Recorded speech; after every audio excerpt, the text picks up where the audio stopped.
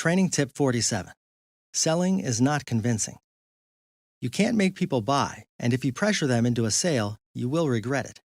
Dale Carnegie, in his famous book, How to Win Friends and Influence People, said, "A man convinced against his will is of the same opinion still."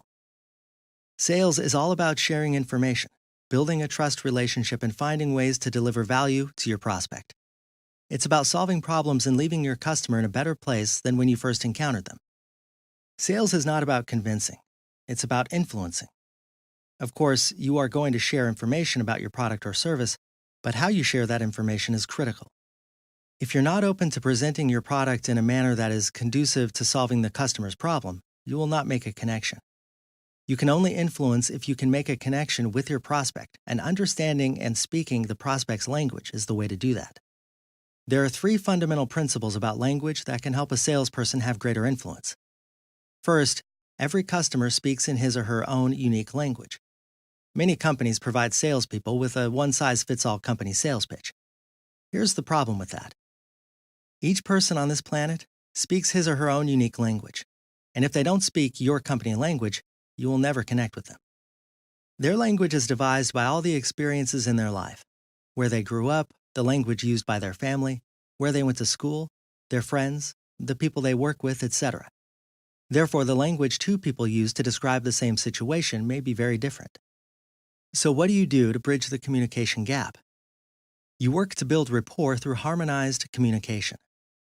This harmonization can only occur if you speak your prospect or customer's language. But if you don't know their language, you can't do that. Here's the secret. Their language is all about them. Most salespeople talk about themselves, their product, or their pitch. People don't care about what you have to say until they know you care about them. In order for you to learn their language, you'll have to do some listening. You'll have to learn about the things they care about. Successful salespeople talk the language of their prospects by knowing them as people. They talk about their problems, their values, and their plans and desires. Do this and you'll build rapport. Communication is also not just about the words you use. An immense amount of information is conveyed non-verbally as well. This means that the successful sales professional will adapt their mental wiring and language to mirror that of their customer. This is a bit trickier and really is an art that must be developed over time. You have to be careful not to mimic your customer's every move. This is a newbie mistake and it will backfire, so be careful. Influence is the process of projecting your beliefs and convictions onto another human being. It's not about convincing them to agree with you or accept your business case or sales proposal. Influence is about making them internalize your message.